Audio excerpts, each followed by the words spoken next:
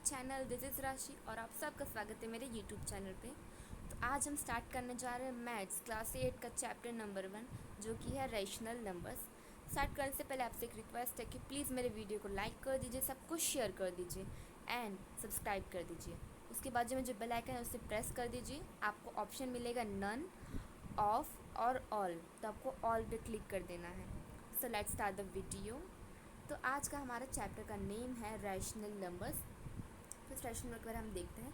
हमने स्टार्टिंग से पढ़ा है, नेचुरल नंबर्स पढ़ा है हमने, उसके बाद होल नंबर पढ़े हैं, बट ये रैशनल नंबर्स क्या होते हैं हम देखते हैं। तो rational number it always return in P upon Q, ये हमेशा पी अपॉन क्यू के फॉर्म में लिखे रहते हैं। अब पी अपॉन क्यू के फॉर्म में कैसे लिखे रहते हैं देखते हैं। तो पी अपॉन क्यू जैसे कि ये पी अपॉन क्यू, ऐसे एक फ्रैक्शन में ये लिखे रहते हैं। Okay, Q is not equal to zero, ये एक बहुत इंपॉर्टेंट पॉइंट है जहाँ पे जो Q होता है वो ज़ीरो के नॉट इक्वल होता है। मतलब कि जैसे कि हमने ऐसे लिखा P अपॉन क्यू, ठीक है। तो डिनोमिनेटर यानी जो Q डिनोमिनेटर में है, तो डिनोमिनेटर में हमें कभी भी ज़ीरो नहीं आएगा। अगर वहाँ पे ज़ीरो आता है तो फिर वो एक रैशनल नंबर नहीं कहते हैं हम उसको। सो आगे बढ़ते हैं। It also written in negative और पॉजिटिव, तो ये नेगेटिव में भी होता है और पॉजिटिव में भी होता है। नेगेटिव में जैसे कि आप लिख सकते हो इसको पी अपॉन क्यू, या फिर प्लस में, या तो फिर माइनस में भी आप इसको लिख सकते हो माइनस पी अपॉन क्यू। तो नेगेटिव पॉजिटिव दोनों में होता है। तो इसका आपको जो कुछ पॉइंट्स हैं आपको अच्छे से इसको याद कर लेने हैं कि जो होता है रैशनल नंबर, ये हमेशा हम पी अपॉन क्यू के फॉर्म में यानी एक फ्रैक्शन के फॉर्म में लिखते हैं। उसमें जो क्यू होता है वो ज़ीरो के नॉट इक्वल होता है और इसको हम नेगेटिव पॉजिटिव दोनों में लिखते हैं। और एक यहाँ पे आता है दो main point. Rational number is close under addition, subtraction, multiplication. जो रैशनल नंबर होते हैं वो इन सब के क्लोज्ड में होते हैं। क्लोज्ड में मतलब कि हम रैशनल नंबर को हम ऐड कर सकते हैं, हम सब्ट्रैक्ट कर सकते हैं, मल्टीप्लाई कर सकते हैं प्रॉपर्टीज़ के साथ। हम जो प्रॉपर्टीज़ पढ़ने वाले हैं उसमें हम रैशनल नंबर को ऐड कर सकते हैं, सब्ट्रैक्ट कर सकते हैं, मल्टीप्लाई कर सकते हैं, बट हम डिवाइड नहीं कर सकते। ये डिवाइड में अंदर नहीं आता है। क्यों? बिकॉज डिवीजन में हम कभी भी ऐसा कोई नंबर आ जाते हैं 5/0, तो ये क्या हो जाएगा, ये हो जाएगा नॉट डिफाइंड। ओके, और ज़ीरो आ गया मतलब कि ये फिर रैशनल नंबर नहीं रहेगा। तो ऐसा भी हो सकता है कि हाँ ज़ीरो नहीं आए तो फिर तो वो एक रैशनल नंबर है, बट ज़ीरो तो आ भी सकता है, तो इसलिए हम उसको रैशनल नंबर नहीं कहते हैं। तो ये तो हमें क्लियर हो गया कि हम रैशनल नंबर्स होते क्या हैं। अगर क्लियर हो गया हो तो please please please comment section में ज़रूर लिख दीजिएगा रैशनल नंबर होते क्या हैं, आपको अगर अच्छे से क्लियर हो गया हो। और इसके नोट्स बना लीजिएगा अब तक आपको एग्ज़ाम में कोई भी परेशानी ना हो। सो अब हम आते हैं हमारे नेक्स्ट टॉपिक पे जो कि है क्लोजर प्रॉपर्टी। तो ये है हमारी फर्स्ट प्रॉपर्टी। अब यहाँ पे हमें क्लोजर प्रॉपर्टी होती क्या, हम एक बार देख लेते हैं कि what is closure properties. Okay, if we add a rational number to itself और subtract and multiply, so we get a rational number.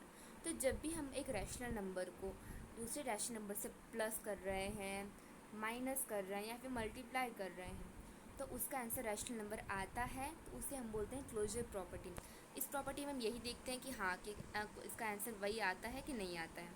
So let's see, अब आते हैं हमारे एक थोड़ा सा एक सम्स है हमारा, तो उसका हम एक बार सॉल्व कर लेते हैं जिससे आपको क्लियर हो जाएगा कि हमारा आंसर राइट है। तो यहाँ पे सिंपल से सम्स है हमारे। तो सबसे पहले हमने इससे कि काम प्लस कर लिया है 5/5, नहीं 5/5 नहीं, यहाँ पे मैं 6 कर देती हूँ। 6/5 प्लस 4/5, यहाँ पे डिनोमिनेटर मैंने सेम ही रखा है, तो 6 + 4 क्या हो गया 10/5। तो ये क्या हो गया हमारा रैशनल नंबर है 10/5। तो ये तो हमें पता चल गया कि हाँ क्लोजर प्रॉपर्टी प्लस में भी काम होती है, हमने रैशनल नंबर मिल गया। और यहाँ पे आपसे एक सिंपल सा क्वेश्चन है, तो प्लीज़ आप सब का आंसर कमेंट सेक्शन में ज़रूर लिखिएगा। तो जैसे कि यहाँ पे मैंने 10 लिखा, तो क्या 10 रैशनल नंबर है या नहीं है? तो प्लीज़ आप इसका आंसर कमेंट सेक्शन में ज़रूर लिखिएगा। तब तक मैं आपको बता देती हूँ कि रैशनल नंबर जो होते हैं वो ये 10 भी एक रैशनल नंबर है। कैसे? इसके नीचे हम 1 लिख सकते हैं, यस, तो फिर 10 क्या हुआ, एक रैशनल नंबर हुआ, क्योंकि इसके नीचे हम 1 लिख सकते हैं यहाँ, क्यों? बिकॉज ये P/Q है, ठीक है, और Q नॉट इक्वल है ज़ीरो के। Q क्या है, इक्वल के नॉट इक्वल है, ज़ीरो के नॉट इक्वल है, तो इसको हम लिख सकते हैं। तो ये हो गया हमारी क्लोजर प्रॉपर्टी। बहुत ही ईजी है क्लोजर प्रॉपर्टी, बस आपको ये याद रखना है क्लोजर प्रॉपर्टी में, आपको बस इतना याद रखना है कि अगर इसमें हम कोई भी चीज़ हम ऐड करते हैं तो हमें रैशनल नंबर, जैसे कि आप होल नंबर ऐड कर रहे हो, होल नंबर से आप होल नंबर ऐड कर रहे हो, तो ये जैसे कि जैसे हमने 2 + 2 किया तो क्या मिला हमें 4। तो ये क्या है, एक होल नंबर है। तो बस यही होता है इसमें, और ज़्यादा कुछ नहीं है क्लोजर प्रॉपर्टी में। तब आते हैं हमारे नेक्स्ट टॉपिक पे, जो कि है commutative property. So let's come to the next topic. So अब हम डिस्कस करने जा रहे हैं हमारी नेक्स्ट प्रॉपर्टी, जो कि है कम्यूटेटिव प्रॉपर्टी। इस प्रॉपर्टी के बारे में हमने ऑलरेडी पढ़ा हुआ है, बट हम वापस से अब यहाँ पे देखेंगे। तो कम्यूटेटिव प्रॉपर्टी, उसको हमेशा हम a+b और b+a, मतलब कि उसको हम कैसे भी उसको फ्लिप कर सकते हैं, a+b भी कर सकते हैं, उसका b+a भी कर सकते हैं। तो इसे हम बोलते हैं commutative property. And it holds addition and multiplication. तो वो एडिशन और मल्टीप्लिकेशन ही होल्ड करती है, मतलब कि हम a इंटू बी भी कर सकते हैं, b इंटू ऐसा भी हम कर सकते हैं, और a+b b+a भी हम कर सकते हैं। तो ये सिर्फ ये दो ही होल्ड करती है। नेक्स्ट है हमारा it is not closed under subtraction and division. तो ये सब्ट्रैक्शन और डिवीजन को क्लोज नहीं है, मतलब कि सब्ट्रैक्शन डिवीजन होल्ड नहीं करती। क्यों? बिकॉज सब्ट्रैक्शन डिवीजन को जब भी अगर हम फ्लिप भी करेंगे तो उसका आंसर सेम नहीं आएगा।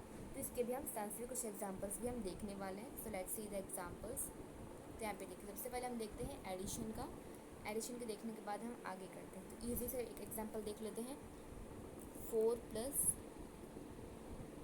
5 = 5 + 4। 4 + 5 = 5 + 4 कितना हो जाएगा, दोनों का हो जाएगा 9। ठीक है। अब इसका मल्टीप्लिकेशन करेंगे, तो अगर इसका मल्टीप्लिकेशन करते हैं तो देखते हैं मल्टीप्लिकेशन में क्या आंसर मिलेगा। मल्टीप्लिकेशन में 5 4 से 20, 4 5 से 20, एक मिनट सॉरी, यहाँ पे मैं भी मल्टीप्लाई का साइन लगा देती हूँ। और 5 4 से भी 20 होगा, 4 5 से भी 20 होगा। तो ये इसने मल्टीप्लिकेशन भी होल्ड करती है। अब हम देखते हैं कि ये डिवीजन होल्ड करती है या नहीं, डिवीजन और सब्ट्रैक्शन होल्ड करती है या नहीं। तो यहाँ पे हम लिख देते हैं 6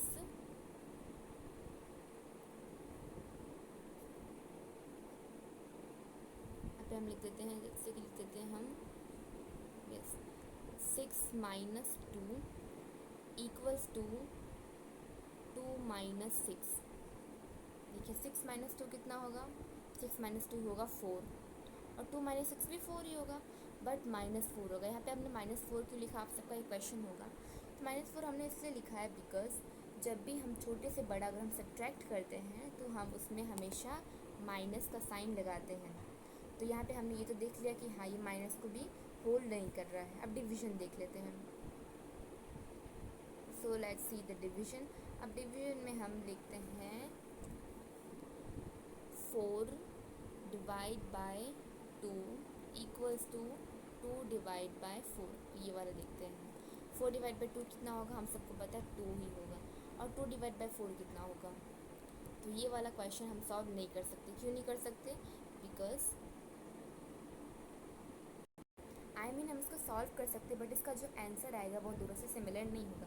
बिकॉज इसका आंसर 2 आया, उसका आंसर क्या आएगा, 0.5 आएगा। यस। तो ये क्या हुआ, इस दोनों का नॉट इक्वल हुआ, तो ये होल्ड नहीं करता, डिवीजन का भी होल्ड नहीं करता। तब आते हैं हमारी नेक्स्ट प्रॉपर्टी पे, जो कि है कम्यूटेटिव प्रॉपर्टी हमने कर लिया। अब जो हम आएंगे एसोसिएटिव प्रॉपर्टी पे। So let's move on and here we go.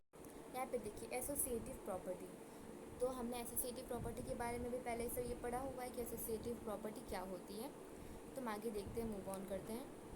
It always return in a + b, it always return in a + b + c = a + b + c। तो इसको हम कैसे भी लिख सकते हैं, ये तीन डिजिट का हमारे पास क्वेश्चन आया, तो उसको हम कैसे भी मूव ऑन करके लिख सकते हैं। पहले हम a को b से प्लस करिए, फिर c से प्लस करिए, या तो फिर पहले हम a b को प्लस करते हैं, फिर वापस उसको c से प्लस करते हैं। तो इसको हम कैसे भी लिख सकते हैं। अब उसके बाद है it holds addition and multiplication. यहाँ पे है कि ये भी सिर्फ एडिशन और मल्टीप्लिकेशन ही होल्ड करती है, डिवीजन और सब्ट्रैक्शन ये होल्ड नहीं करती। तो अभी हम सिर्फ एडिशन और मल्टीप्लिकेशन का ही देखते हैं। So let's move to the addition and multiplication.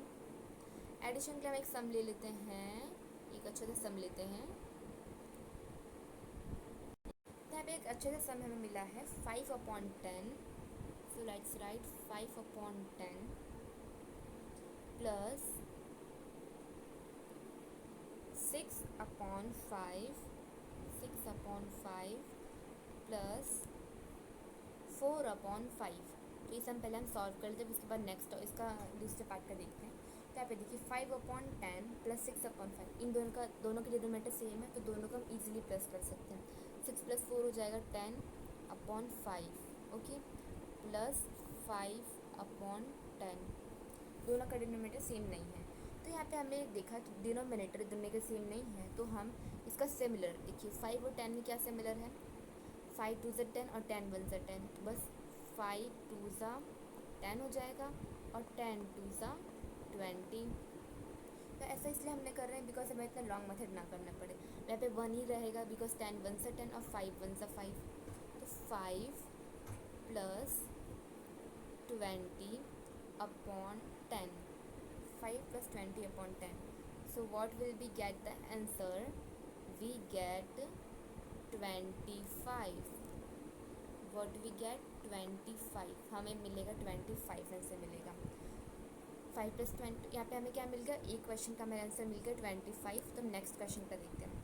हमारे नेक्स्ट में है हमारा फर्स्ट, यहाँ पे एक बार लाइन लगा के रख देते हैं हम ताकि हमें एक ही मिला है. तो यहाँ पे हमारा फर्स्ट मिल गया है हमें 25/10. हमारा फर्स्ट का आंसर मिला. सेकेंड का आंसर हमें ढूंढना है. तो सेकेंड का आंसर हम कैसे करेंगे, 5/10 प्लस 6/5 प्लस, अब हम नेक्स्ट वाला करते हैं 4/5. ओके, तो इसको मैं सॉल्व करना है अब. तो सबसे पहले इसके डिनोमिनेटर हमें सेम करने होंगे. तो यहाँ पे तो सेम ही रहेगा और यहाँ पे इसको हमें सेम करना है. तो फिर आ जाएगा हमारा 10. दोनों का डिनोमिनेटर हम 10 से रखते हैं. और 6 2 ज़ा कितना होगा, 12 हो जाएगा. तो 5 प्लस 12 प्लस 4/5. ओके, तो 12 + 5 हो जाएगा 17. 17/10 प्लस 4/5. तो हम थोड़ा सा ऊपर का रफ कर दे रही हूँ मैं.